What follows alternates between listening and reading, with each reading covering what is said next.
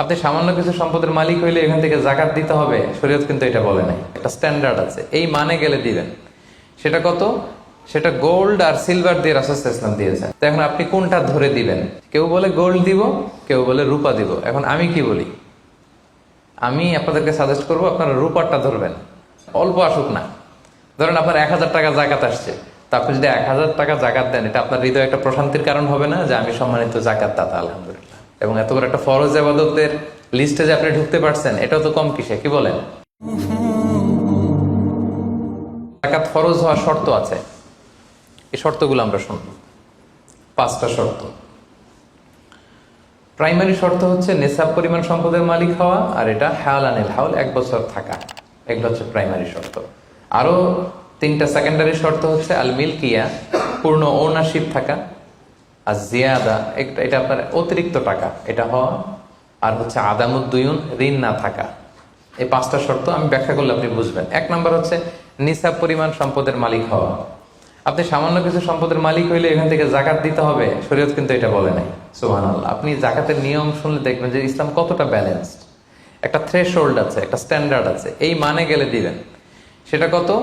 সেটা গোল্ড আর সিলভার দিয়ে রাসূল সাল্লাল্লাহু আলাইহি ওয়াসাল্লাম দিয়েছেন। কারণ তখন গোল্ড আর সিলভারের কয়েন ছিল, মুদ্রা ছিল। আগে কিন্তু সোনা আর রূপা দিয়েই মুদ্রা বানানো হতো, পরে এটা পেপার মানি শুরু হয়েছে, কাগজের টাকা। তো একটা হচ্ছে দিনার আর একটা দিরহাম। রাসূল সাল্লাল্লাহু আলাইহি ওয়াসাল্লাম যে থ্রেশহোল্ড বেঁধে দিয়েছেন সেটা হচ্ছে 7.5 তোলা স্বর্ণ বা 52.5 তোলা রূপা। আই রিপিট, এটা সবাই জানেন আশা করি, যে 7.5 তোলা স্বর্ণ আর 52.5 তোলা রূপা। আধুনিক সময়ে গ্রাম দিয়ে দোকানদাররা হিসাব করে, তো গ্রাম দিয়ে যদি আপনি বুঝেন তাহলে 85 গ্রাম স্বর্ণ অথবা 595 গ্রাম রূপা, এটা হচ্ছে থ্রেশহোল্ড নিসাব। অথবা এর সমপরিমাণ অর্থ, ক্যাশ টাকা যদি আপনার কাছে থাকে, তাহলে আপনি নিসাবের মালিক হয়েছেন। যেদিন আপনি এই নিসাবের মালিক হবেন, ওই দিনটা আপনি ডায়েরিতে টুকে রাখবেন। কারণ এটা যদি 1 বছর আপনার কাছে এরকম থাকে, 1 বছর পরে যে আপনি জাকাত দিবেন, কিভাবে দিবেন আমি সামনে বলবো। তো এই নেসাব নিয়ে একটা প্রবলেম আছে। প্রবলেমটা হচ্ছে 7.5 তোলা স্বর্ণ আর 52.5 তোলা রূপার দাম কিন্তু এক না। 52.5 তোলা রূপার দাম খুব কম, আর 7.5 তোলা স্বর্ণের দাম অনেক বেশি। এটা হইলো একটাই কম আর একটা বেশি। ঘটনা হচ্ছে রাসূল সাল্লাল্লাহু আলাইহি ওয়াসাল্লাম যখন এই থ্রেশহোল্ডটা বেঁধে দিয়েছিলেন নিসাবটা, তখন দুইটার মান সমান ছিল। তখন 7.5 তোলা স্বর্ণ দিয়ে 52.5 তোলার মতো রূপা পাওয়া যেত, অথবা কেউ 52.5 তোলা রূপা বিক্রি করলে 7.5 তোলা স্বর্ণ পেত। কিন্তু পরে সিলভার ফল করতে শুরু করলো, ফল করতে করতে আজকে এই অবস্থা। গোল্ড আবার খুব একটা ফল করে নাই, ফলে গোল্ডের স্টেবিলিটিটা এখনো রয়ে গিয়েছে। তো এখন আপনি কোনটা ধরে দিবেন জাকাতটা? যদি আপনি রূপা ধরেন, কথার কথা, রূপা যদি এই 1 ভরির দাম 1000 টাকা হয়, তাহলে 52.5 ভরির দাম কত? 52,500 টাকা। কিন্তু স্বর্ণ যদি আপনি হিসাব করেন, 1 ভরি যদি 50,000 হয়, 7.5 ভরি কত? 3.5 লাখ প্লাস, তাহলে প্রায় 7 গুণ কম বেশি, তাই না? এটা নিয়েই হয়ে গেছে জটিলতা। তো এখন আপনি কোনটা ধরে দিবেন? অনেকে বলে না গোল্ড দিব, কারণ গোল্ড ফল করে নাই, এটার যে স্ট্যান্ডার্ড এটা এখনো বজায় আছে। এটা নিয়ে অনেক আলোচনা, আমি খুব সংক্ষেপে বলি। কেউ বলে গোল্ড দিব, কেউ বলে রূপা দিব। এখন আমি কি বলি?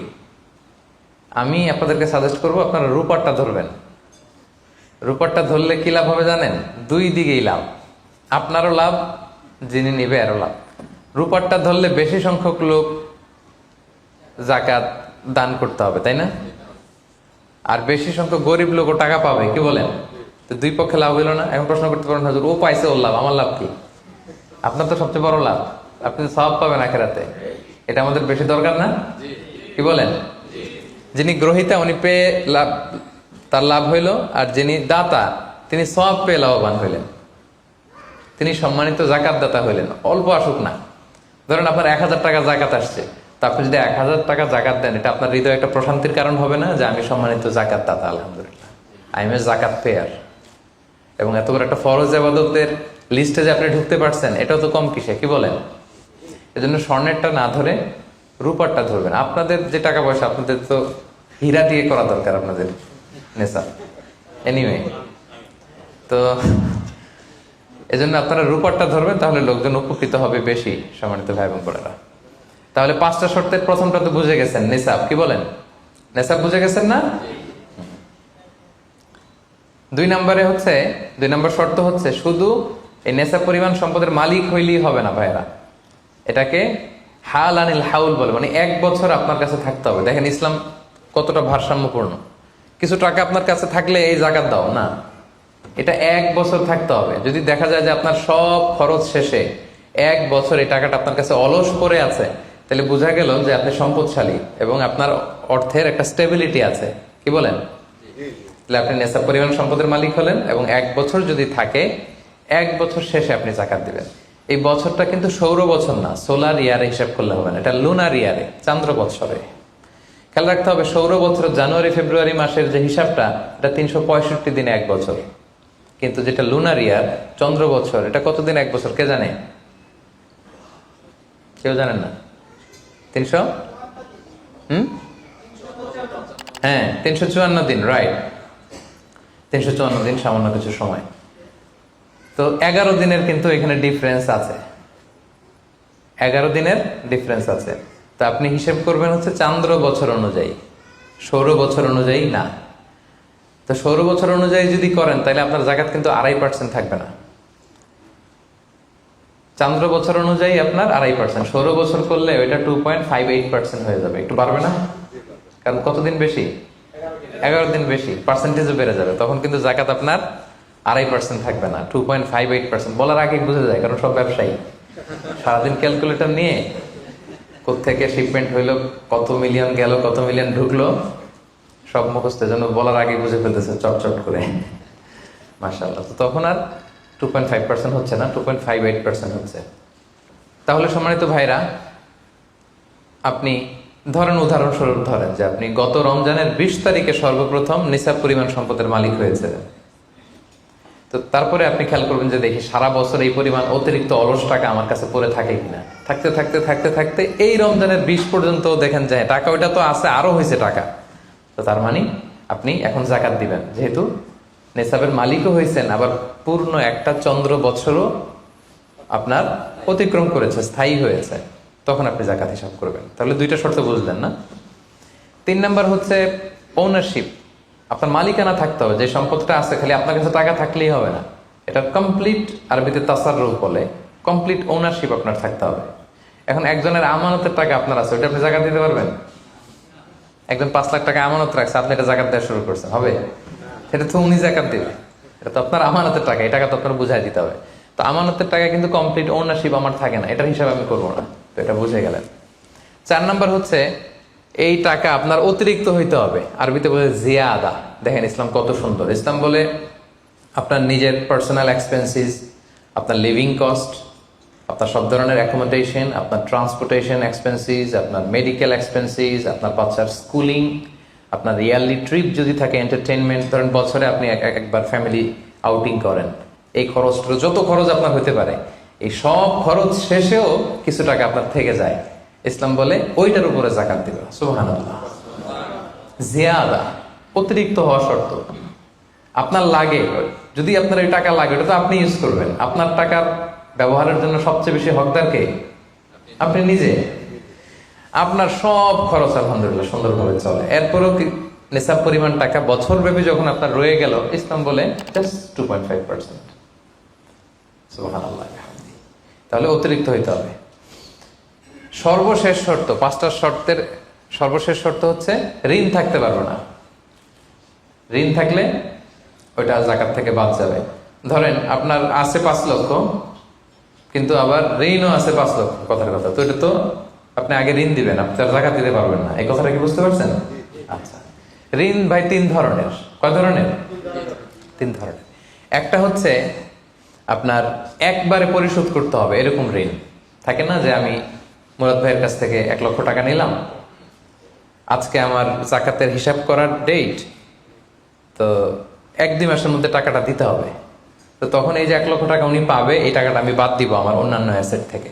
বাদ দিয়ে যদি দেখি যে না, তারপরে জাকাত হয় দিব, আর না হলে দিব না, কারণ এটা একবারে দিতে হবে। ওনারা বলছে যে 1 লক্ষ আমি একবারে দিয়ে দিব আপনাকে 1 মাস পরে, এইভাবে ঋণটা নিয়েছিলাম। তাহলে কিছু কিছু ঋণ আছে একবারে পরিশোধযোগ্য, ওকে, এটা জাকাতের ক্যালকুলেশন থেকে বাদ যাবে। কিভাবে বাদ যাবে আমি ক্যালকুলেশন করে দেখাবো।